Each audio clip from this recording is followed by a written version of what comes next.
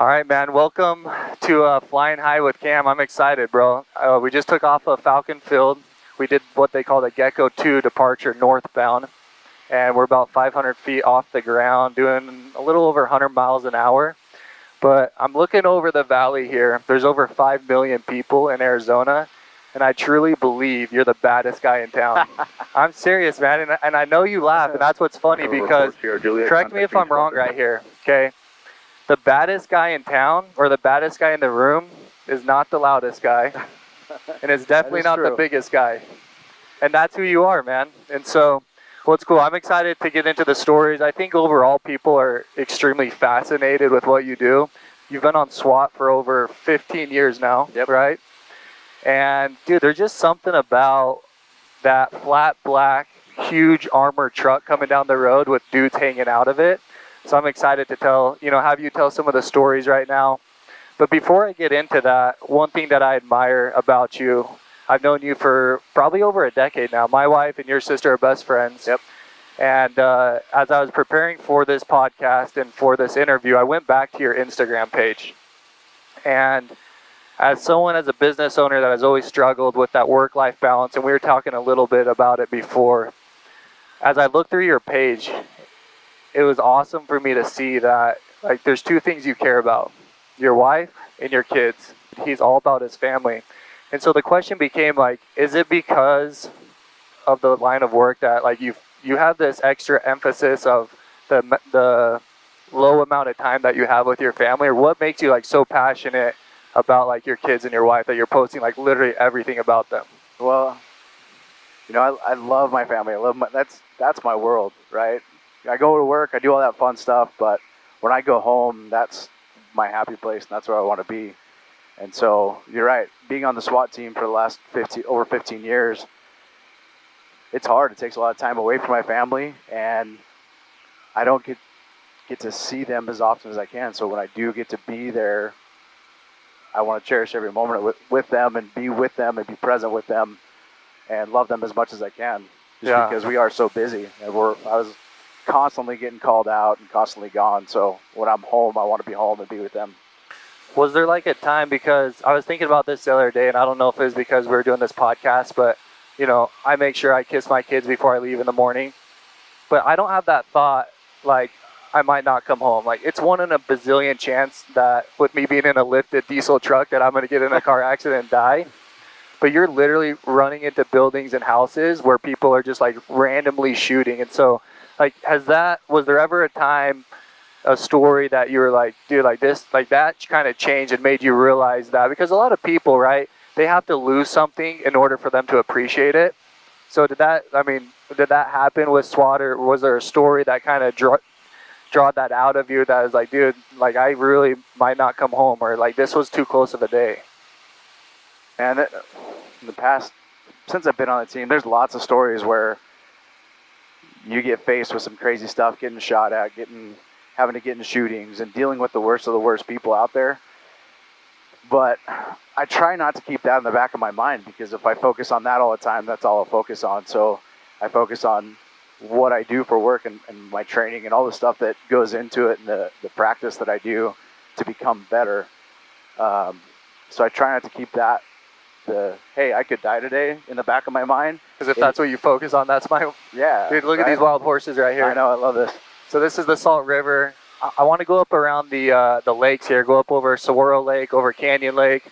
We'll go around Weaver's Needle and Superstitions, and just kind of make a loop. But what was funny, you were telling me the last time you were out here in a helicopter, you were literally hanging off the skids. So yeah. I love that. We love, like, that was one of my favorite things to do on the team, is we do skid riding, and we fly all around here. We go over the river, and we'd be literally hanging on by a little strap on our belt, right? And then we'd have to let go and hang underneath the belly of the airplane, or the helicopter. What? Yeah. Why? Like, why? Just in case, like, you did lose your grip? To show us that we can get back up. And then they would, what's it called, auto rotate? Yeah. Where you kind of just drop. They would do that with you not hanging on? With us on it, right? And wait, hold on. Just so people know, what an auto rotation is they literally shut the engine off in the helicopter, It's like a roller coaster for the first probably 200 to 300 feet. It's just a straight boom when you're just dropping. Yeah. I can't imagine what that feels like under a skid. On the skids, like it's crazy. And so we have to jump into the helicopter while it's going down to get back in. So it was fun. And then we come out here and we go to the cliffs, and they would put the the skids on the cliff, and then we have to unstrap and walk off while we're on the cliff. So nothing's below us. We just kind of get off the skid and hustle off. That's what I'm talking about, man. Fun. There's just something about you guys. That's why I'm so excited. Literally, I think I asked you about a week ago to come on here and do this. I woke up every single day thinking about this, man. So I was at the ALA football game last week. Your whole family was there. Which, by the way, your family, bro, is like some of the most amazing people ever. I'm pretty lucky. All your sisters, dude, hard workers, great people. Your dad, which I wish we had more time to get into who he is and the hero that he is. He served in Iraq. He was on SWAT together with you. But your mom, bro. Your mom, 90 pounds soaking wet? She's the best. The cool thing about your mom, and I just want to say this real quick, that what I love about your mom is that when she gives you a hug, she hugs differently. Like, she just wraps you around, she's like a little 90-pound girl, wraps her arms around you, and you feel like nothing else matters. She just like cares about you, and she just like looks up at me and she's like, how are you? I think she calls me sweet boy or something like that, But I was talking to your dad, and I'm like, dude, tell me some dirt on Jaime. Oh, Jaime, man, he's the perfect guy. He's only been in trouble 2 times in his whole life. But he started to tell me about the first time you guys went out on a call together. Do you remember the first time that call? Which call? Because he said it was the first call that you guys ever went out together. The son just shot his dad in the head with a rifle. The mom was going crazy. Do you remember this one? I trying to remember. They all run together. Well, what was interesting and what I wanted to ask about is, I think at least in the younger years, every kid looks up to their dad as a hero. Yeah. Mm-hmm. What was it like having your dad be on SWAT and then joining him on SWAT? Like, what was that like? It was pretty awesome. Like, growing up with him, being this is Saguaro Lake, the dam, obviously coming up here, being a police officer, and having him get called out and seeing that. But when he would come home and he'd ditch all his stuff in the garage, just seeing him and like ditch all the gear after the day? Yeah, just put it on the ground, and then he let me carry his MP5 and put all his stuff on. And, as a kid, your dad's your hero, and my dad is still my hero. But being able to put all that stuff on and just be a SWAT guy in the garage as a little kid was awesome. That's sick. Getting on the department and then getting on the team. And then he had switched to the bomb team by then, but we still got to go out on calls together. And I remember calling him up and saying, hey, you're going to go to this, and I'd pick him up, and we'd go to different calls. And that's so crazy. It was a lot of fun. It's kind of a cool legacy to have. And when he was on the bomb team, he was an explosive breacher, and then I became an explosive breacher and kind of ran our breaching program. I didn't know you were a part of the explosive breaching team.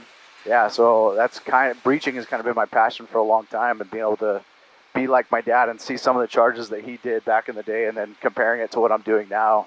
When you say charges, like charging the door, or what does that mean? Yeah, put explosives on the door. Okay. And the windows or the walls or whatever it is.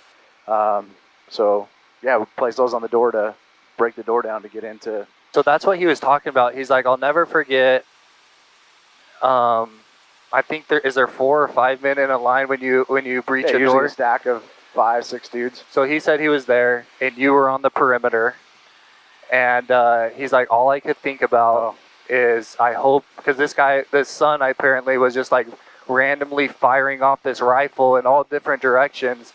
Yeah. And he said, all I could think about is, I hope one of these shots doesn't hit Jaime while he's on perimeter right there.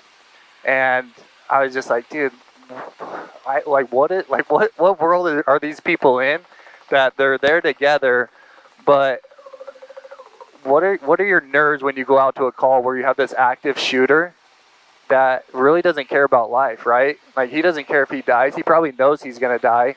And so, I mean, are you throwing up before? Are you like, my stomach would hurt, man. I'd be going to the bathroom. Like, what is that like? Yeah, I remember the first few times getting called out. you know, you do get that rush, that sensation of, oh my gosh, when you hear rounds coming at you, you're like, wow, where's that coming from? Is that intended for me? But Dude, this you isn't kinda, paintball. You can't like brush it off and go back, dude. you just start to get used to not only that, it's not necessarily that adrenaline dump, but you rely on your training so much. You're like, hey, I'm going to be okay. I got my guys with me. I got the guys that I trust with. We've been training together. This is what we train for. This is what we do. And I kind of, going back to some of the stories, I think of my very first hostage rescue that I was on. That was one of the ones that's going to be super memorable to me to remember. This is awesome, by the way. That's like my favorite thing, just like getting low and then just pulling up, and people think I'm going to hit that cliff. But this is the back. Sorry, this is the backside of Saguaro, and it's going to lead right into Canyon Lake up here. You'll see the dam. Yeah.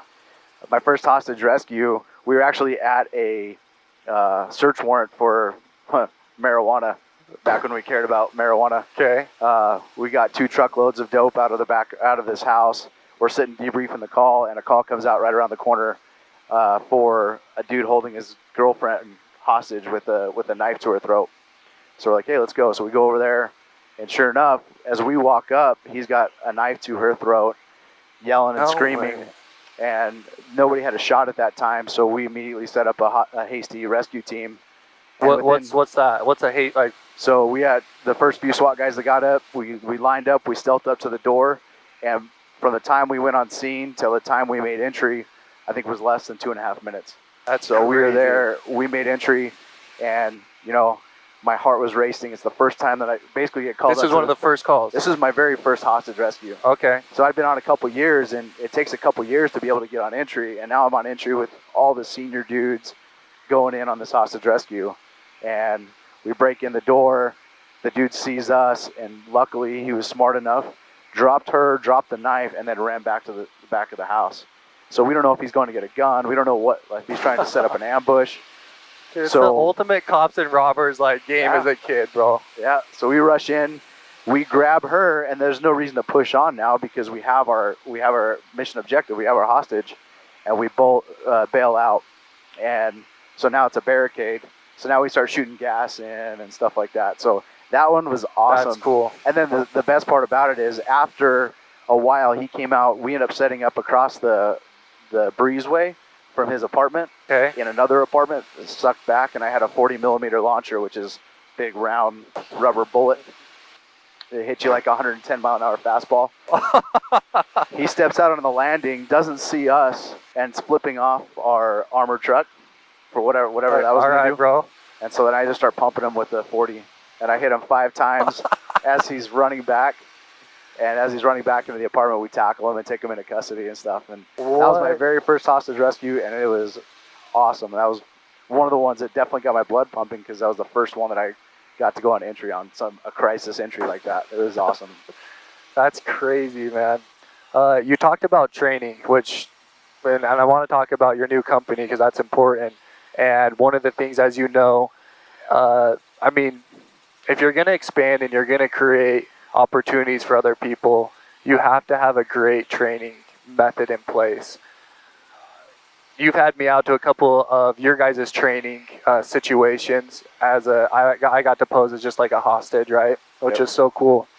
What is like SWAT's procedure and training? How often do you go back and so if you're going to practice a hostage situation, how many times a year are you practicing that?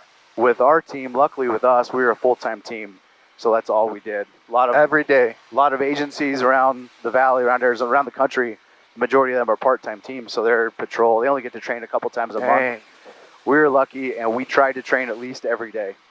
So every day we were doing something, whether it's hostage rescue, shooting at the range, defensive tactics, anything to make us better. A couple hours every day, breachers training, sniper training, or whatever. So it's ingrained in our team. Like, training is essential. You have to get your training in because that's how you get better.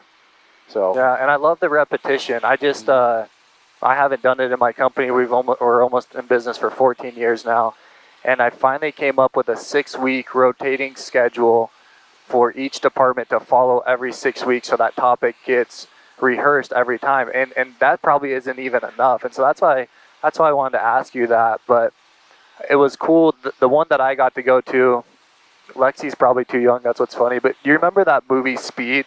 Oh, yeah, It's the bus driver. I don't know why, dude. Is that rated R? I don't think so. Okay, good. I swear I was like 10 or 12 watching it, but I'm like, there's no way my parents would have let me watch a rated R movie. But it's, it's a movie about this bad guy that keeps placing bombs around, and SWAT comes in and, defuses it, whatever. But one of them is a bus scene. Well, the first time you had me come out and act as a hostage, you guys were on a bus, and you guys were, I think, practicing like an active shooter situation. Yeah, we're doing. And I was like literally in heaven, dude, because I'm like, Speed, this guy, real life. But I remember the little rubber bullets that you guys use, and it's so funny because you guys have fun while doing it.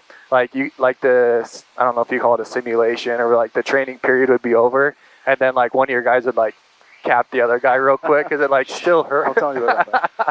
But I want to talk a little bit about the active shooting stuff. Like on a bus, if you're just a bystander, a person, a citizen on the bus, like what do you do if someone has a gun, or like, I mean, what would you counsel those that are listening? Because those active shooting situations are happening more and more often, and that's why you started your company, which I want to get into. But like, what would be the counsel that you give people?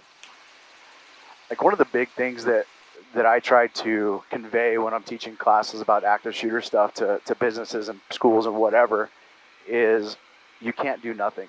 You have to do something. Whether the government's come out with the run, hide, fight method, or whether you call it avoid, deny, defend. What is that? The run, hide, fight. It's kind of the general principle of if you can run, get out of there, right? If you can hide in a certain location and barricade up. Or, as a last resort, if you have no other options, you're going to have to fight back, and your life depends on it. Yeah. And so my goal is to try to help people feel empowered that they can do something, because doing nothing is what is ultimately going to get you hurt and get you injured. Dang. So, like if you're on a bus or something like that, obviously, if you can't run, you can't hide, you're just like, then you're fight? going to have to take some sort of effort to try to stop these people, because you think about it, a lot of times in these active shooter situations, these people are cowards. They don't want to be confronted by people. They're trying to hurt people that aren't going to hurt them back. And over again, we're starting to see people fight back. And when they do, they're successful. They can overpower these people and work as a team. And I have videos of my presentations and show that people can. Just two people can overpower one dude. Whether it's a small person, just doing something, you have to fight back, because it's you or them. It's they don't care about their life, like you said. Yeah. And if you want to survive and that's your only option, do it. It's obviously a last resort. If you can get away, get away. But if you don't have a choice, you have to fight back. So that was Weaver's Needle. This is the backside of Superstition. We'll go up over Superstition and then like drop in back into the valley, kind of over Apache Junction. I grew up riding my horses through here. I love this area. That's what I love to tell people, is that the only way you're going to see this is by walking or on horseback, because you are not allowed to ride anything motorized back here. Yep. So pretty bad. I didn't know you guys had horses. Oh, yeah. Grew up with horses, training horses, all that stuff. Okay, so that's one of my biggest questions, and it's probably for me. I have guns, right? And I probably shoot, I don't know, at best 4 times a year, so not very much. If you're like, let's say you're in the movie theater and I have my gun on me, and someone comes in and starts shooting. Like, what are the chances of a guy like me that doesn't have very much experience, like making a difference? From what you just told me, it sounds like fight back. But if he has an automatic gun and I have a Glock, like, I feel like my adrenaline's going to be going so much because I don't have your guys' training to calm my heart down. Like, is it better to like start shooting at this guy, or just like, I don't know, like what would you counsel? So I say it depends. There's no perfect answer. Yeah. It could be just try to find an exit, grab your gun, try to find an exit and get out. But if you can't, and you feel like you can stop that situation, and you have a good backdrop and you're not going to hit anybody else, then yeah, it's worth an effort to try to stop that dude. It's better to try to stop him than let him continue to do what he's doing, even if you don't have that much training. If you're carrying a gun, obviously, hopefully you have a little bit of training. Yeah. You're going to have that adrenaline dump. But I tell people just take a breath, take a deep breath, slow that heart rate down a little bit, and make that conscious decision and effort to end that threat as soon as possible. So one of the crazy things, and I think, you've had a business of cleaning carpets. I do pest control. When I go to someone's house and I'm at their front door, like I'm immediately attracted to the spider webs around their front door. I'm sure when you walk into someone's house, you notice the stains and stuff. Yeah, I still do after several years. It's been a while since you haven't done it. As a police officer, law enforcement, SWAT guy, like what do you notice? Like when you go into a grocery store, when you're at the mall, when you're, anywhere in public, are you looking for those spider webs, or what are you looking for? Like, has it changed your life? Like, what is that? I would say, definitely I'm more aware. I'm constantly looking and scanning at different people and looking for different signs of, hey, who's looking to do some bad right here. So what are those signs? This is Flatiron right here. Yeah. I'm sure you and your wife hike this all the time. Man. Is your wife a hiker? She does hike with me. I love hiking. She goes with me. I think she humors me when we do it. We do like to do it together.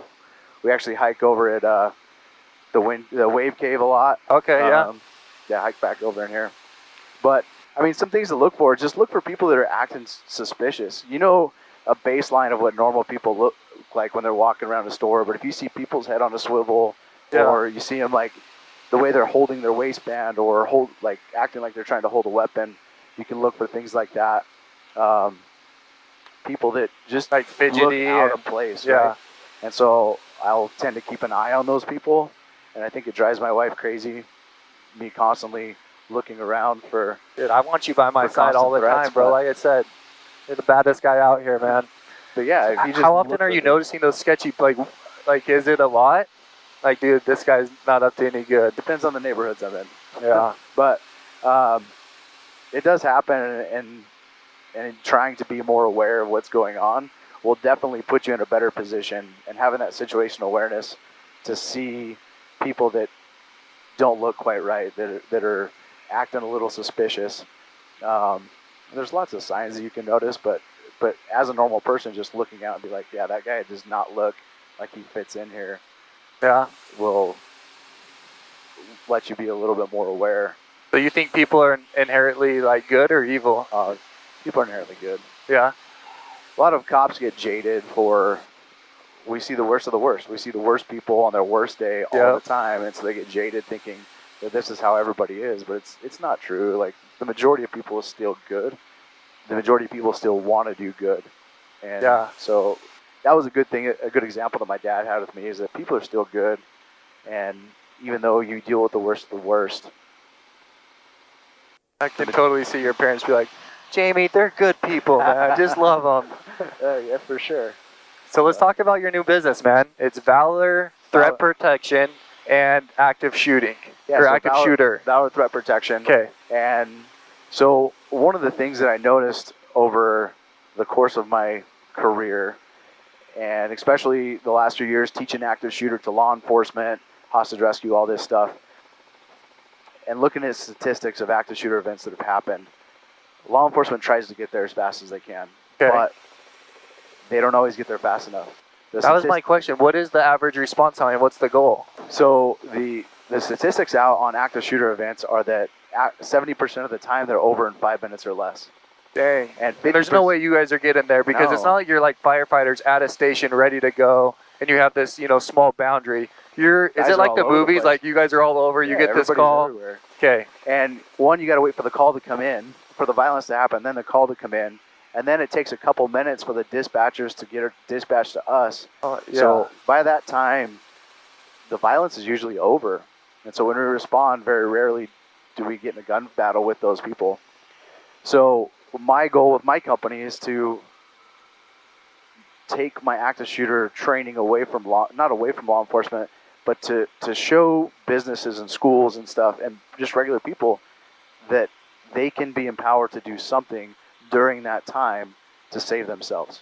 Okay. Right? Because if the violence is over before law enforcement gets there, if they can hide in a location and barricade a door to prevent that guy to come to them, or they can be aware of the exits that are around them and leave prior to getting there, they're going to be able to save themselves.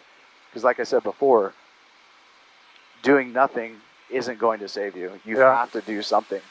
And so that's my goal with my company, is to be able to go out and teach people that they can do something and empower them to do something. And whether it is teaching them active shooter training or teaching situational awareness classes, or I've got a good group of dudes that are helping me with all of this, that I've a team of dudes that help me with the defensive tactics or handgun training. So we offer all of that. But my main goal is to get out and teach people that if they encounter a workplace violence situation or an active shooter, that they can do something. So that's my whole goal with my new company.